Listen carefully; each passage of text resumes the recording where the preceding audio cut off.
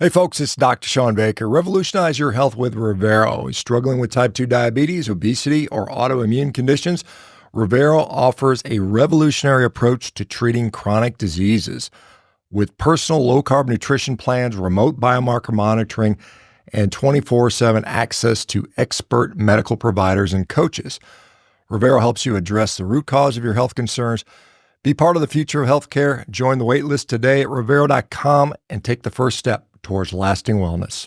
The reason we connected is because of my autoimmune diseases, which I had three nasty ones. One of them was actually, I was told, deadly. There was nothing working in my life and it was pretty miserable. And then I got three autoimmune diseases. I could hardly get out of bed. I was very sick. I was told, well, if you want to fix it, you have to change your life. And, I was literally given 2 years. I was told, you should put your affairs in order. And that's what I was told. That was 7 years ago. My Botox doctor, my integrative doctor, said to me, I can cure you because I know the cause. My gut was leaking. And he said, cure the gut, cure your autoimmune disease. Do I follow blindly my integrative doctor who says I can cure you? And then the traditional doctors who says it's incurable and you might die. I say I am cured. And I don't like to use the word in remission because if you say you're in remission, that means that it's incurable. Regarding the rheumatologist, I never told him that I didn't take any of his pills. And he thinks I'm a miracle.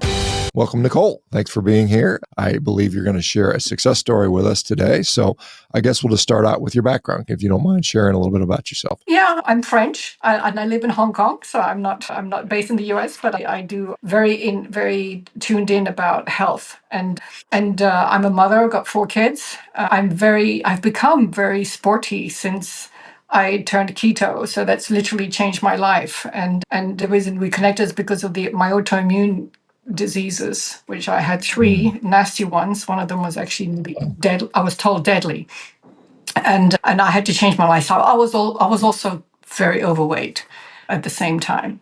In my 50s, everything started when I was in my 50s already, right? So I was already being a mother, working full time. My kids are at university, and so that's pretty much in a blob.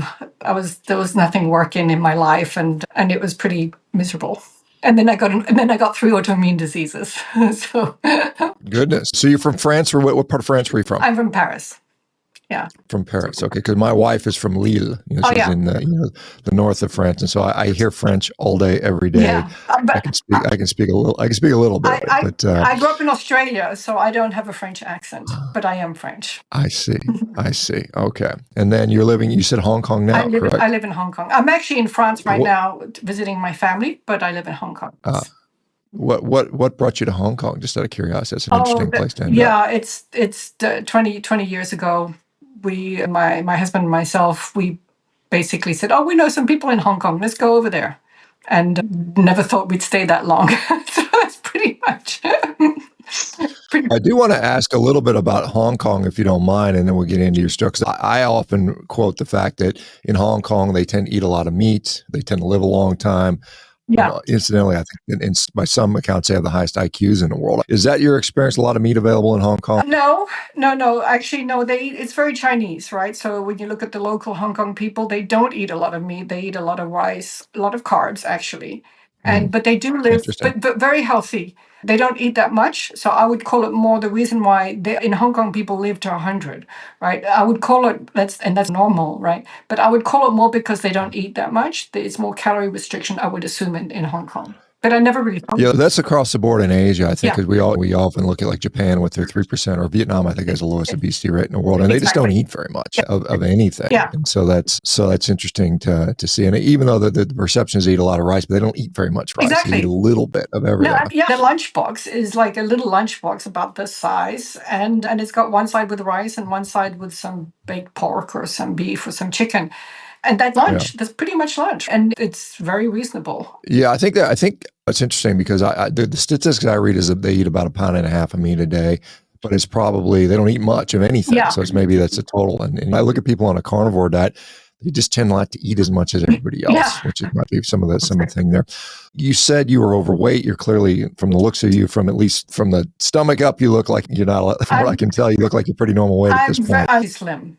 So yeah. So okay. I would so why do you think you had all those issues, and then we'll get into the autoimmune stuff? So since I was 14, I've had an unhealthy relationship with food, where my weight would go. I would put on 40 pounds and I'd lose 40 pounds, and I'd put on 50 and I'd lose it. And I've done my entire life. I just have a very unhealthy relationship with food.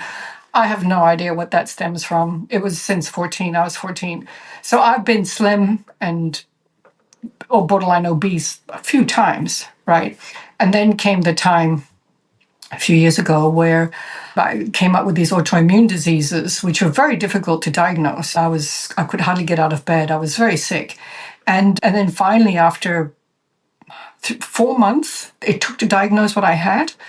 And these were Harvard trained doctors, right? I was going to see doctors that were all trained from the big universities. And it was very difficult to diagnose what I had. And then finally, when it got diagnosed, I was told one of the ones that I had is vasculitis. And I had a very, very nasty case. And vasculitis is one of the few deadly autoimmune diseases. And I was told, if you want to fix it, you have to change your life.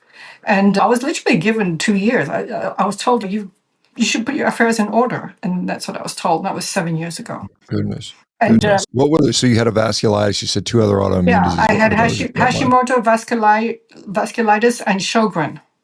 So Sjogren's disease? Sjogren was caught really early. So my lungs are fine. So because that creates scarring on the lungs. So that was because when we tried to figure out what was wrong with me, then there was a whole bunch of tests. And so the Sjogren was actually caught very early. Vasculitis, that was the one that was killing me, right? And then Hashimoto, which is sort of like. Okay, so the thyroid, the Sjogren's, which I've seen a number of people with Sjogren's go carnivore, and then of course the vasculitis. Yeah. And when they said you need to change your life at that time, what did they mean by that? Did they say, hey, you need to go change your diet and lifestyle, or did they say, here, take these pills for the rest of your life? What was the change? Yeah, actually, that's an interesting question, because I saw a number of traditional doctors, and then I was referred to a rheumatologist, all US trained, big medical school, US trained. And his treatment was steroids. You're going on steroids for life. My blood pressure was off the floor. It was crazy. So I was on the highest blood pressure pills that you could give anyone. My blood pressure was out. I had, at the same time, because I was overweight, I had chronic debilitating back pain when I was requiring steroid injections in the bottom of my back every quarter to manage that. And the remedy from the rheumatologist was, we're going to give you some steroids. You have to take the blood pressure pills. So I did actually take the blood pressure pills. We have to give you steroids. It's incurable. You cannot cure this. But if you survive, because it was always like, if you survive, you have to learn how to manage it. But your quality of life is basically gone. And I was told that. And I was told that by seven traditional doctors. 7 of them, they all told me the same thing. So the steroid was directly primarily like the vasculitis, yes. I assume. And the hypertension was secondary to the vasculitis. Yes. This inflamed vasculature results in high blood pressure, which I think that's what's going on with people with normal blood pressure issues, but we don't seem to recognize the inflammatory component to the degree that we probably should. Okay, so they tell you, hey, 7 doctors, all US, the top doctors, all of them said, hey, look, take these drugs the rest of your life and cross your fingers and hopefully you'll at least not suffer too much, basically, sounds like. Yeah, and then when I asked them, what's the cause? They just cut me off. Stupid, it's like, why are you worrying about the cause? Like, why are you even asking that question? And I'm like, I want to know why I got this. Okay, I'm not healthy, I'm overweight. That's fine. But if that's the reason, then tell me, what's the cause of these 3 autoimmune diseases that are killing my body? And it was like asking that question, it was like they made me feel like I was small, right? Why are you asking that? Just mind your own business. It was borderline rude, to be honest. And interesting. How much, just out of curiosity, how much of the steroid were you on? Were you on like prednisone typically? What was the dosage you were taking on a daily basis? Never took it. Oh, you never took it? No. Okay. No. Right. So that's when they hadn't diagnosed me yet. I told you it took about 4 months, 3 to 4 months to get diagnosed. So I was going through all these tests. I had open sores because of the vasculitis. I had open sores oozing on my extremities, my legs and my arms. Some of them would go out to the shoulder, but it was not on my face. It was really on the extremities. And they were oozing open sores. And the doctors, the 2 doctors I was seeing at the time, had no idea what it was. And they put me on antibiotics because it was really gross. And so they put me on antibiotics thinking it's bacterial. It didn't work. They put me on another set of antibiotics. It didn't work. And then I got a third set, like the highest antibiotics you could get. So it took 2 months where they did antibiotics. And then finally I said, why don't you swab one and then you test it? So they swabbed it.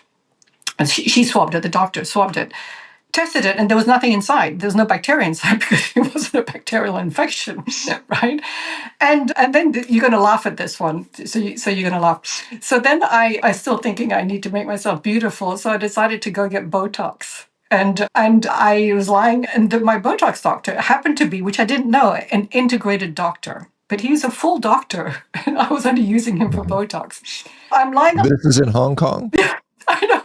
This is in Hong Kong, yeah. I'm lying on his table and he's giving me Botox injections. And he says, "What's wrong with your arms?" And I'm like, "I don't know. Nobody can tell me. I've been seeing doctors for 3 months and nobody can tell me what it is." And he says, "You have an autoimmune disease." And I had never heard of that in my life before. The doctors for 3 months had not even mentioned it. And he looked at my arms and he says, "You have an autoimmune disease." And I'm like, "What?" Anyway, so I had never heard of what it was. And so then I go back to my traditional doctor and I say, "What about autoimmune disease?"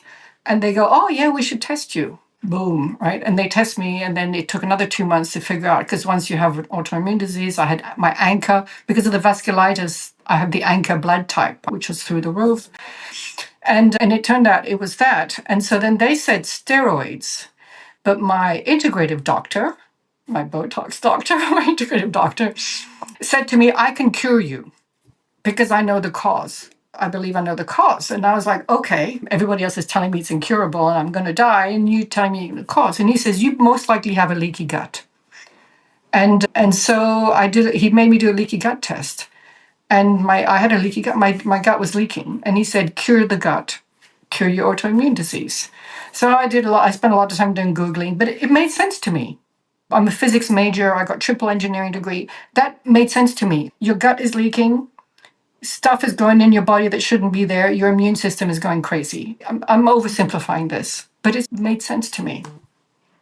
So, yeah, and so I continued seeing the traditional doctors, and they kept giving me steroids, which I never took. But I was a little bit afraid to stop seeing the traditional route. And then my integrated doctor told me that I had to go paleo. So his advice was paleo AIP, autoimmune protocol, right? That was his recommendation. Hey folks, it's Dr. ShawnBaker. It's time to revolutionize your health with Revero. Struggling with type 2 diabetes, obesity, or autoimmune conditions, Revero offers a revolutionary approach to treating chronic disease with personalized low-carb nutrition plans, remote biomarker monitoring, and 24/7 access to expert medical providers and coaches. Revero helps you to address the root cause of your health concerns. Be part of the future of healthcare. Join the waiting list today at Revero.com and take the first step towards lasting wellness. What year was this, just out of curiosity? This was 2015, 16? 2000. Okay, Yeah. that would make sense. Yeah. So his recommendation was paleo AIP. And so I started doing, so I never took the steroids, right? I did take the blood pressure. The only prescription meds that I took were the blood pressure pills. My blood pressure was a problem. So I took the blood pressure pills. How well controlled was your blood pressure on the pills? I was on the highest dosage, and it was controlled. Okay. Yeah. And then so I didn't take any of the steroids, but I continued seeing both doctors, the rheumatologist and my integrative doctor, because I was a little bit afraid. I was making a decision at this point. They're saying, "Wow, if I go integrative doctor only, I've got a very bad disease." So it's really scary. What do you do? I was at this fork. Do I follow blindly my integrative doctor who says I can cure you? And then the traditional doctors who says it's incurable and you might die. That was my situation. So I decided to follow both. So I kept going to both for the whole time, but I never took the steroids that were prescribed to me. So I had steroids piling up in my flat. So then I went on paleo, and paleo was super hard for me. It was unsustainable. It was. Why was that? Why do you think that was? Because like I said, I have a tough relationship with food. And with paleo, because you eat carbs, I was always hungry. I always had cravings, right? And so if I would go to a restaurant and I would see the bread, and I would be sitting on my chair like it's so hard not to eat it because I was always craving carbs, because you can have carbs with paleo, right? And I was doing AIP, so it's even more restrictive, so it's even less carbs.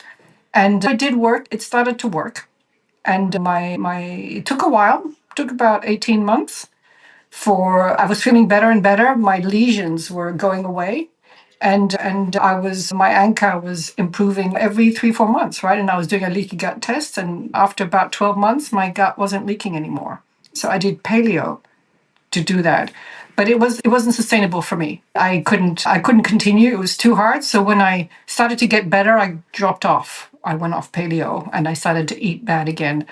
And then that's when I decided I needed to look at something else. So I myself, on my own, started to research. I never heard of carnivore, but then I started hearing people were doing keto. So I started looking at keto. So I'm keto, right? Not as much carnivore.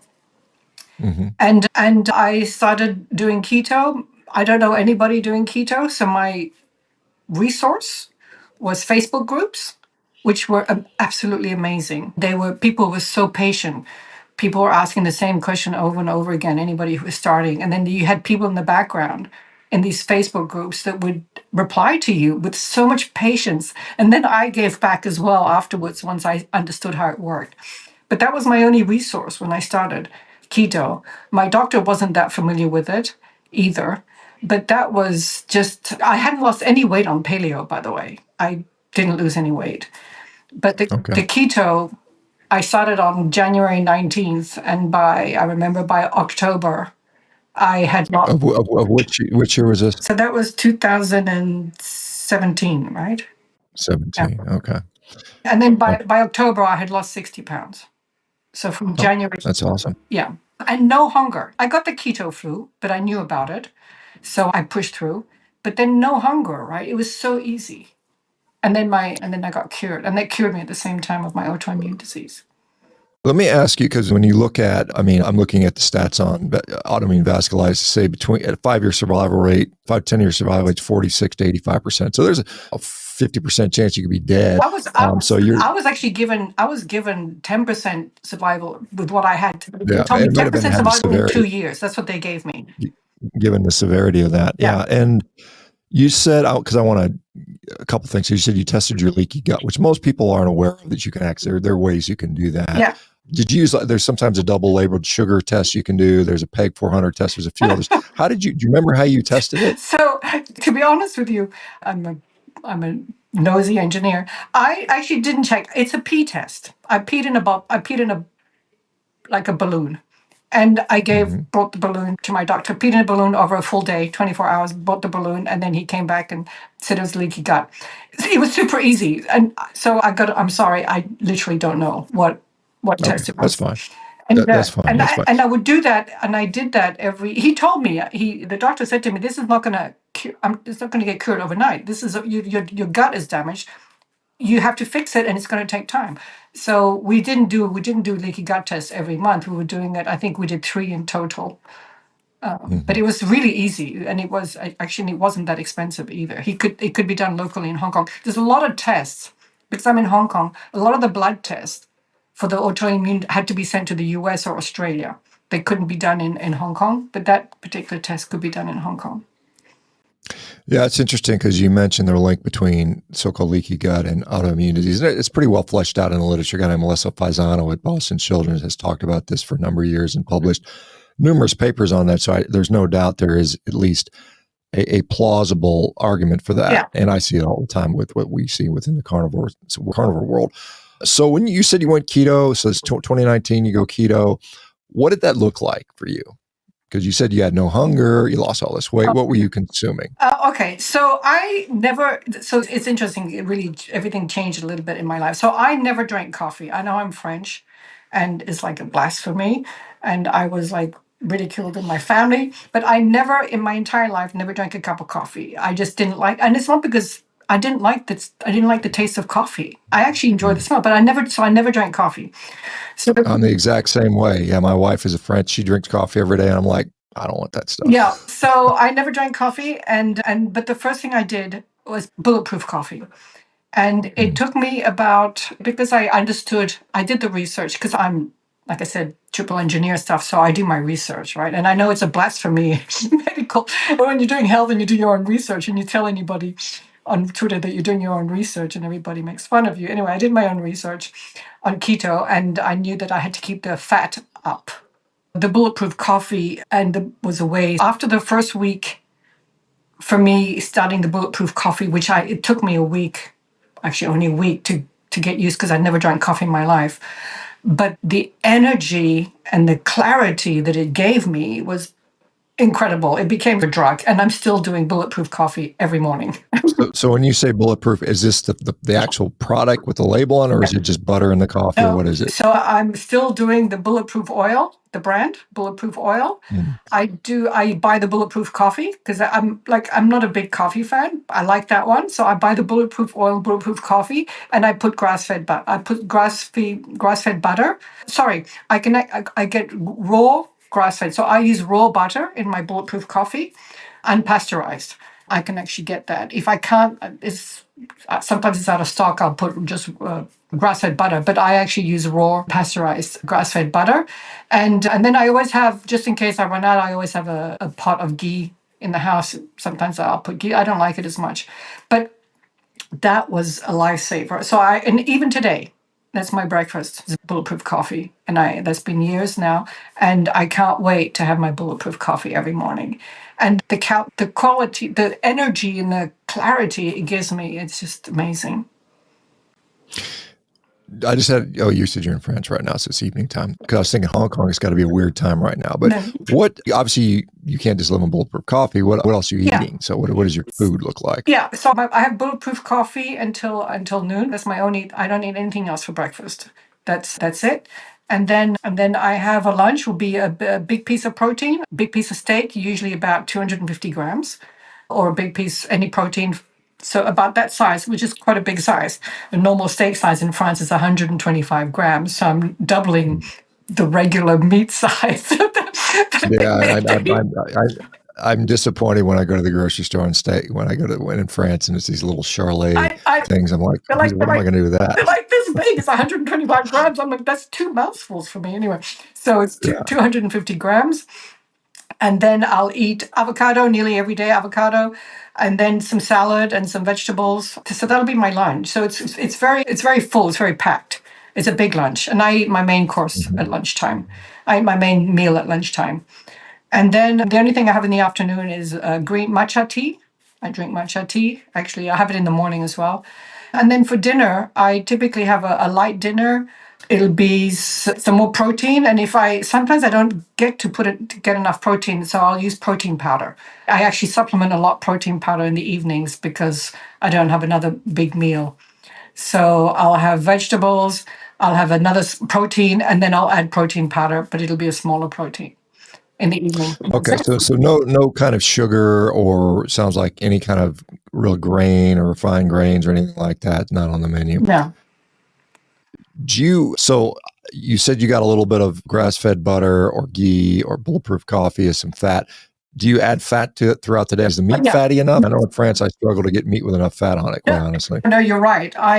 Everything is bathing in olive oil. So I actually add olive oil to everything, and it's bathing, and then I'll take my spoon at the end of when everything's finished, and I'll just drink the olive oil at the bottom of my plate. Okay. And then in the evening, if I'll add, typically in the evening I add my Bulletproof oil to, if I'm gonna add oil to something, and I'll add a tablespoon, not a teaspoon, I'll add a tablespoon of Bulletproof oil to whatever I'm eating in the evening.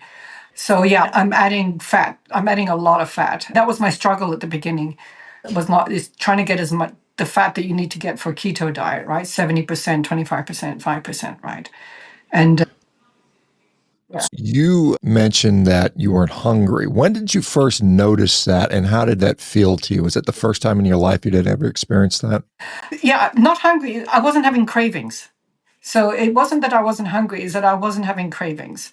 And when I got over the keto flu, which was extremely painful for me, by the way. I really suffered with the keto flu, and it lasted about 5 weeks. And it was hard.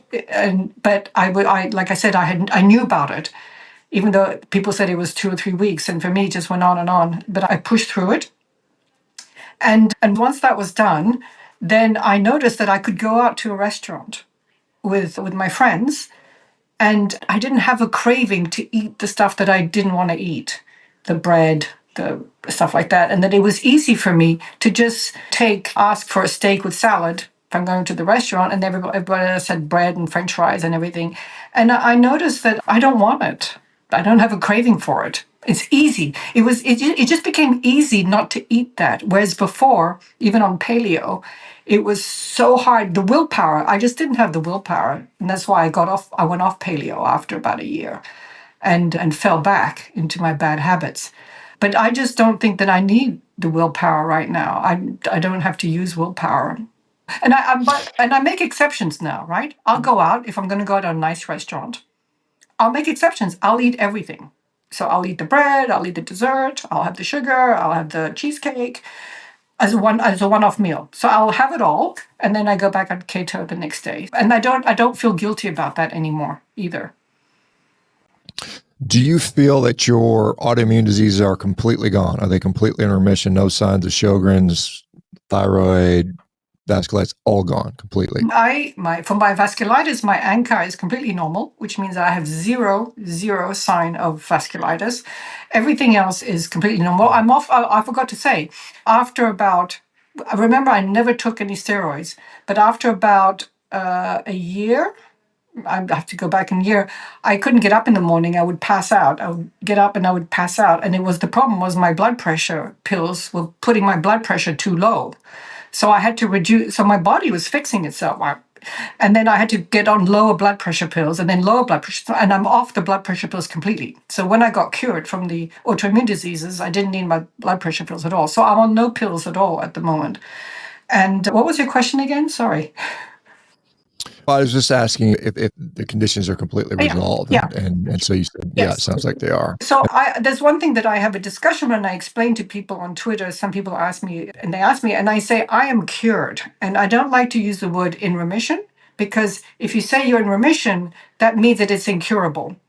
And I believe that I am 100% cured. I have no symptoms at all for anything at the moment, for any autoimmune disease. So I believe it's cure. And you can cure an autoimmune disease, which I was told at the beginning that you couldn't, right? It was incurable, as I was told. Have you been back to either the integrative or the traditional doctors with this new status of the disease being gone, cured, whatever you want to call it? So I see my integrative doctor. He's become my doctor. Okay, so he's now become he's become my normal doctor, and he's been following me. I'm in my 50s. I got all my hormonal issues, so he's been following me for all my hormone issues and all that kind of stuff, right? So he's become my permanent doctor, and he looks at me when I go see him. He looks at me as a person and as a complete person, and really asks these detailed questions about what's going on in my life and do I have any stress. Really look at the bigger picture. Regarding the rheumatologist, I never told him that I didn't take any of his pills, and he thinks I'm a miracle patient. And all my friends told me that I should tell him.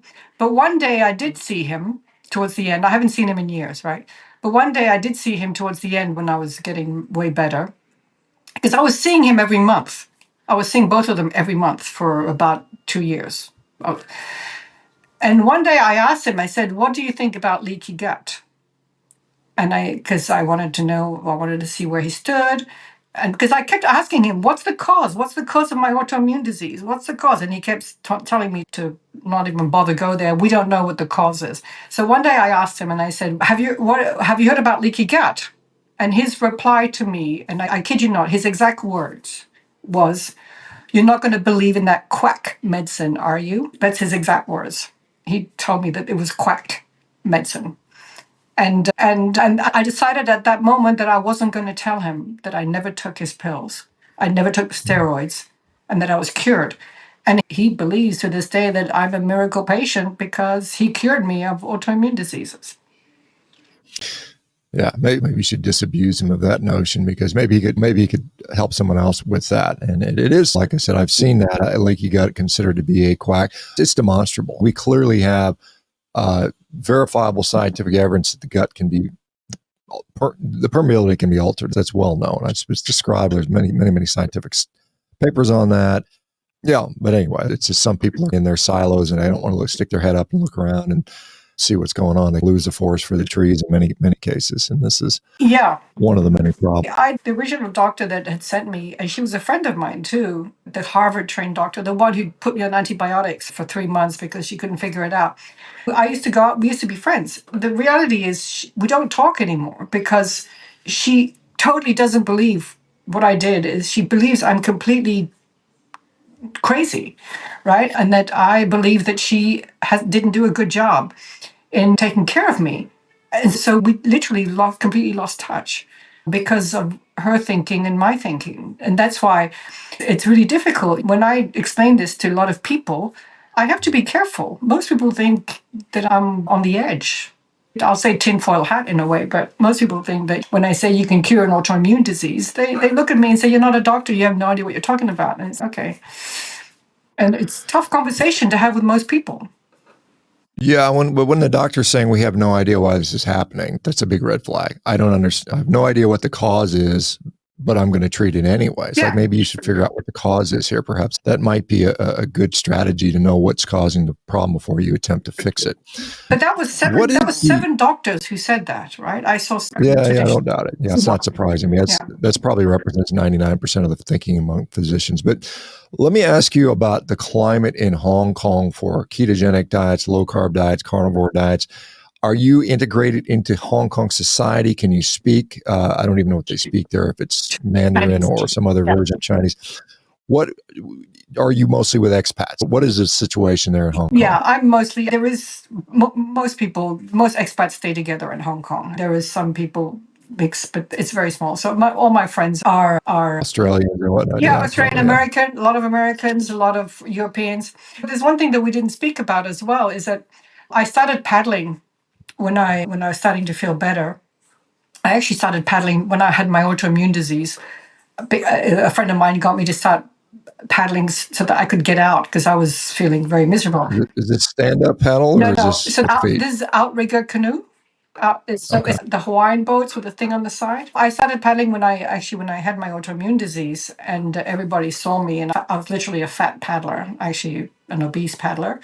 And I'm paddling now, and keto has literally turned my life. So I went from a really bad fat paddler, if you want to. And last year, so I paddle every day now in the mornings. And last year I was selected by the Hong Kong government to represent Hong Kong for the World Championships. So I went from, in my 50s, right? So I went from a lousy athlete, not even an athlete, somebody who could hardly walk because my back pain was so debilitating. And then now I'm not a world champion. I didn't win, but I went to the World Championships to represent Hong Kong. So I do 2 hours of sports every day. I literally just came back from the gym half an hour ago. I do 2 hours of paddling on the water every morning, and then I come home, and I do that on an empty stomach, and I come home and take my Bulletproof coffee after that. But I've become pretty much an athlete, and I give that to keto. That keto did that to me. The energy, I told you, the energy, the everything is just literally changed my life in every way. That's totally awesome to hear that. Let me ask you a question, because you said at one point you were a quote unquote fat paddler. Obviously you were unhealthy. You're big. That's got to be a rarity in Hong Kong. Would you be a real outlier there? There's obviously within the actual Hong Kong population themselves, probably obesity is extremely rare. Yes. Correct me if I'm wrong. Yes, I was an outlier. Even among most of the expat community in Hong Kong is very healthy, very fit. They're typically expats that have got high jobs, good jobs. So they're educated and they've got good paying jobs and that kind of stuff. So most of the expat community in Hong Kong is also very fit. So I was definitely an outlier. I was fat, the fattest, the biggest, whatever you want to call it. Yeah. And I don't know how that's received. In the US, we got plenty of obese people. You could just blend in, basically. Yeah. It's not hard. But there you stick out. I did. You don't blend in. I did. Did you feel like you were, I don't know, discriminated against, or was there some sort of I mean, how are you treated there with being in that situation? No, my friends who are still my friends today, they always no, I never felt discriminated. But remember, my weight was a yo, right? I would be obese, and then I'd lose a lot of weight, and and so they'd seen me. Most of my friends, I have two best friends, they'd seen me throughout this process, and I never stayed slim. They had seen me slim before, but I never stayed slim. But now it's been years, right? So very few people remember me when I was actually fat. I do have a picture. I think I shared a picture on one of your chats with me side by side where I have the fat me and the thin me. 9 months later, no, there was no discrimination in Hong Kong, and I did stick out, and it was also very hard for me to buy clothes because there's just no extra large clothes in Hong Kong. Yeah, that's what I understand the problem in, like in Japan. If you're going to be obese in Japan, you got no clothes. Yeah. They just don't make any. It's just like, too bad. You got to walk around in bed Yeah, or so something like that. I had to order everything from Amazon and that kind of stuff. And everything was baggy. I was wearing just everything was like super large, just really baggy clothes and stuff like that. And now I wear everything, it's like tight. Yeah, so not a la mode. No, it's not very fashionable. I think I touched this, but I don't think we got the answer on this. What is the attitude toward low carb, ketogenic, All maybe right. even carnivore diets in Hong Kong? Yeah. Is there anybody that's talking about that stuff? So, no, even among so I'm part of a paddling club. So there's a lot of athletes, a lot of super healthy people. And we paddle every morning. There's about 100 of us, and then there's a club across the water. There's about 120 of them. We all know each other. So nobody's doing keto in the paddling community at the moment. It's just me. And it's a conversation, and this is still a conversation which is difficult to have. So they know I do keto. A lot of people didn't know me when I was fat, so they didn't see the transformation because it's been a few years now. So they haven't seen the transformation in me. And when I show them the picture, they're stunned. Oops, sorry. But they don't believe in keto. And so we have this, so we have the head coach, he's going to do a nutrition coaching session for all the paddlers. And it's all carbs and you need carbs for energy. And you have to eat carbs. And then we do races for outrigger canoe. Some of our races are 45 kilometers. So we're paddling for 4.5 hours. So I can paddle for 4.5 hours without having to refill. But everybody else, they have to take gels because they can't last in 4.5 hours. So everybody's got all their gels and everything when we do the long races. And we do long races nearly every month. So everybody's got all their gels and sharing their gels and everything. And I walk along with nothing. I don't need gels or anything.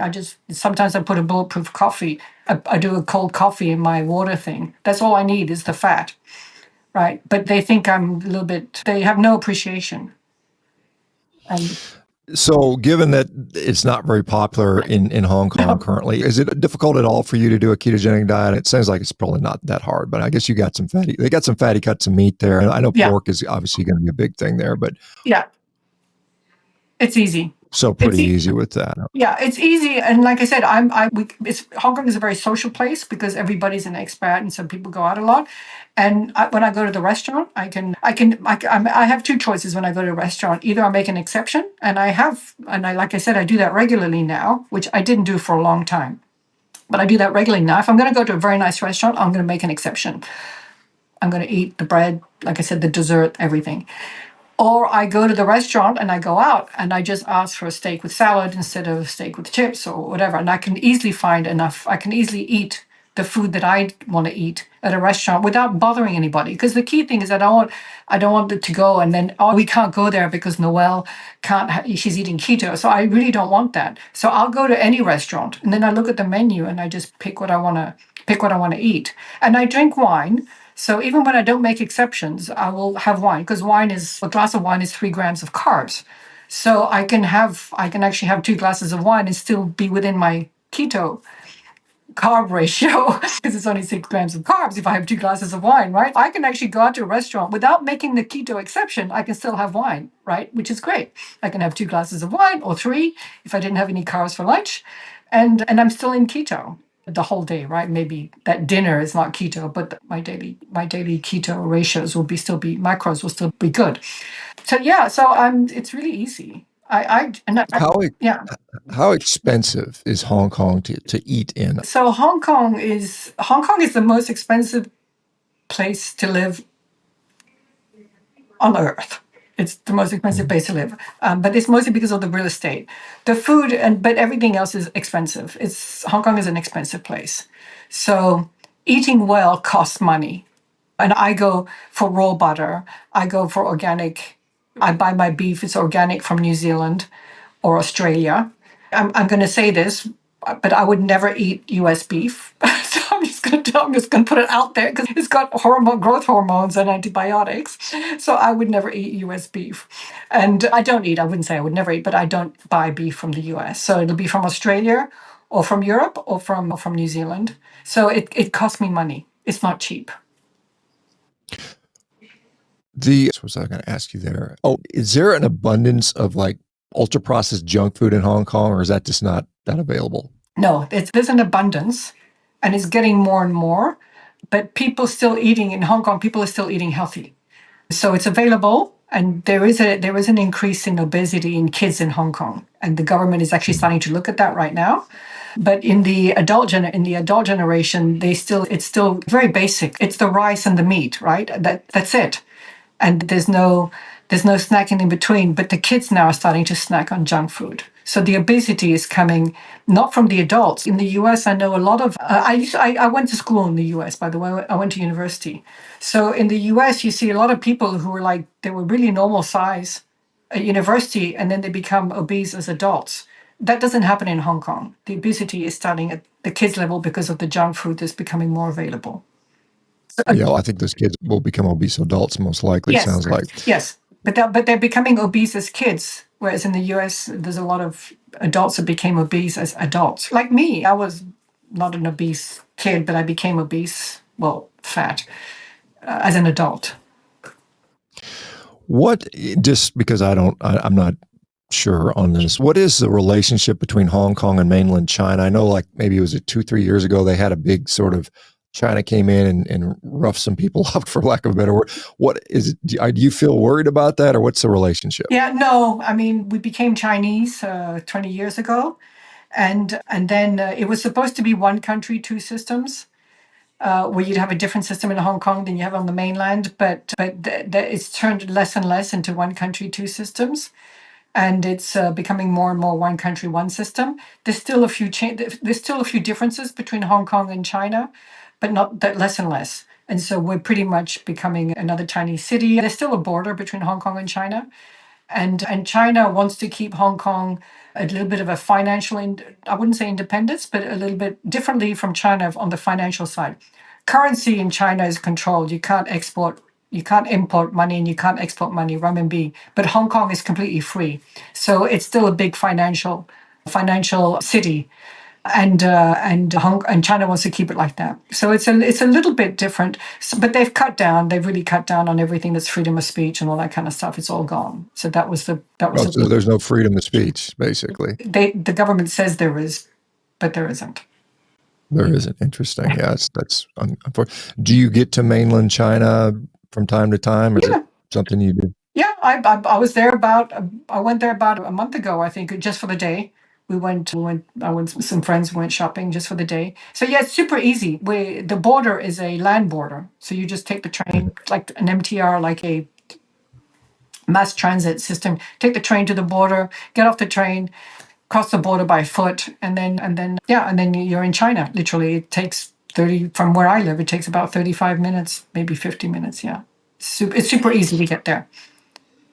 Do you see yourself staying there for the rest of your life, or what is your thoughts on that? No, but it's a really nice lifestyle. It's super difficult. I live on Hong Kong Island, and Hong Kong Island is the image of Hong Kong when you see all the skyscrapers and it looks like it's just cement. But actually, if you look at Hong Kong Island, it's actually a very green island with a small blob small area which has all these buildings.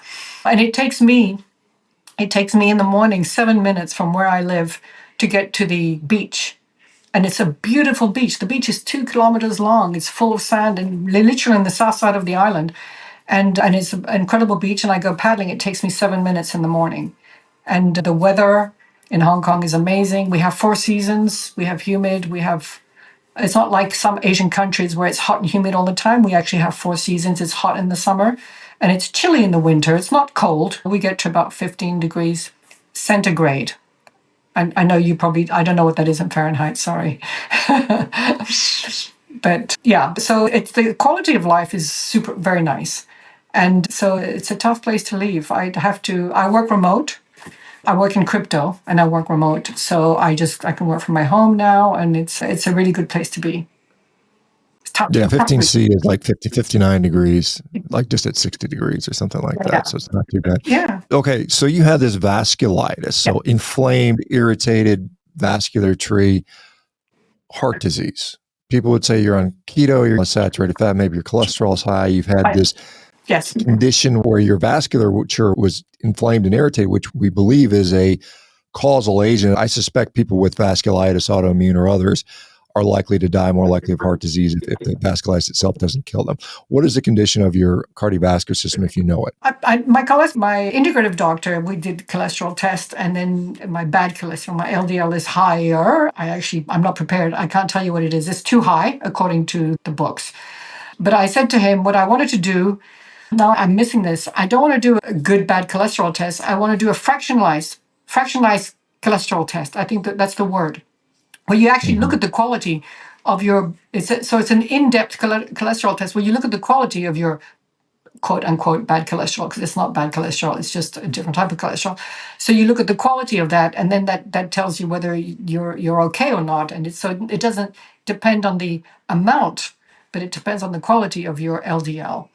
And so I had to educate my integrative doctor on that, because your bad cholesterol, your LDL it's too high, it's too high. And I'm like, I know, but I'm keto.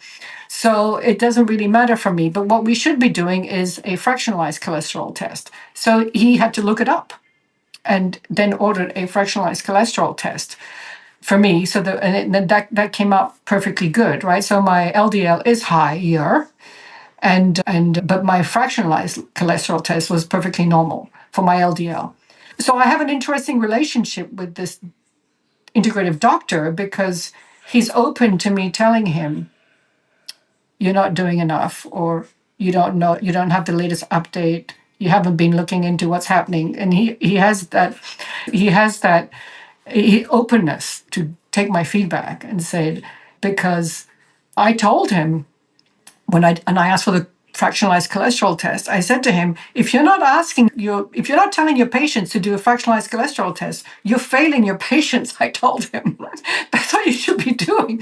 And he took that on. Okay, interesting. So you maybe more of a pattern A type, larger, quote unquote fluffy versus a small dense. Yeah. So there's obviously a lot of nuance around all these topics, and most lipidologists and cardiologists would hear that and would still disagree pretty vehemently, to be honest. But I know. Yeah. Let's say, like I said, you're an athlete, you're doing well. Presumably your cardiovascular function is better than it was when you weren't. So that's good to hear.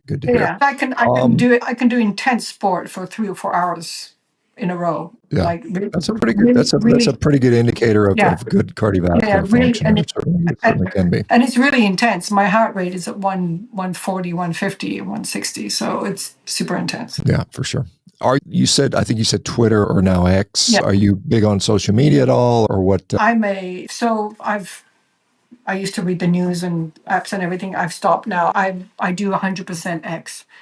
And I'm in crypto as well. So I don't have a big account myself. I put comments on health and that kind of stuff, a little bit political as well sometimes. But and I've been a fan of Robert Kennedy for a long way from.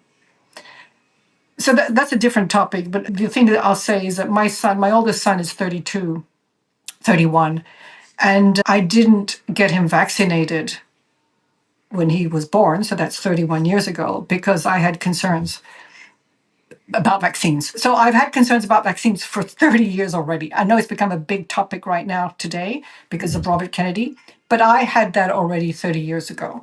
And he didn't get the vaccines that he was supposed to. How is he doing? Is he otherwise healthy? Yeah, super healthy. He got them. 30 years ago, there was only 6 vaccines. Mm-hmm. But he didn't get them what I did is that I gave them to him, but when he was 5, 6, 7 years old. So he got no vaccines at birth, right? And I gave them to him later. And then I had a daughter, and then I had another daughter, and it was all the same. So this whole trend nowadays, right, about vaccines is just it's a different topic, like I said. But this whole trend now with Robert Kennedy, I used to have that years ago. I was already concerned. So I spent a lot of time on Twitter. So we're going to go back to Twitter now. On X, I spent a lot of time on X on the health side. So I'm happy to share my story, which I've been doing now with autoimmune. And people have asked me a lot of questions, and I reply a lot. And then on the crypto side, and I get all my news from X. So I don't even go. I don't even go anymore. It seemed to be supplanting the traditional media for sure. Yeah. That seems to be happening. Yeah. What has, and just with the last few minutes here, you said you're a little bit political. What has been the sentiment within Hong Kong about our recent U.S. elections? Is anybody, are they distraught? Are they happy? Or what's the thought? No, I literally, and that goes also with the Americans. There's a big 50% of the paddlers in my club, and people I know they're American, right? And I literally cannot talk. They're all Democrats, and I literally cannot talk politics, and I can't bring it up. And then it's the same in Europe. Trump was completely demonized throughout the whole of Europe during the election, and and people believe, even my family, they believe that he's a Nazi. They believe he's a monster, right? And I have to explain to them that they've been brainwashed, and it's the same in Hong Kong. It's the same in France. It's really tough. Obviously, when I'm talking to you right now, I'm not a Republican or a Democrat because I'm not American. I don't vote, right? But I believe that Trump's policies are better than Biden's or Kamala. So if I was American, I would have voted Trump. I'm going to be very open about that, but I'm not. But I can't have that conversation, neither in Hong Kong, neither I can have it here. Interesting. And I was all right. Well, one more thing. I was at a dinner the other day, and there was somebody at the table. He was a Dutch guy. And he said, and we were talking politics, and he said, oh, I don't want to talk politics. And I was like, oh, you like Trump? And he looked at me and his eyes opened, and he was like, yes. He was so afraid to say it because he thought he was going to get destroyed at the dinner table. He was literally paranoid about saying that. Yeah, that's how bad it is. Yeah, we live in interesting times. Yeah, sorry. It's, like I said, it's tough to hear that Hong Kong, China, freedom of speech is pretty much not necessarily guaranteed. And in Europe in many ways, it's not either. It's not implicitly guaranteed by the government or culturally. You can't talk about these things that other people maybe disagree with. Noelle, thank you for doing this. I appreciate this. Good luck to you and continued success, and good luck on the paddling, and appreciate you sharing your story. I'm sure it'll help quite a few people. So thanks for doing this. Thank you. Really appreciate it. Thank you for your time.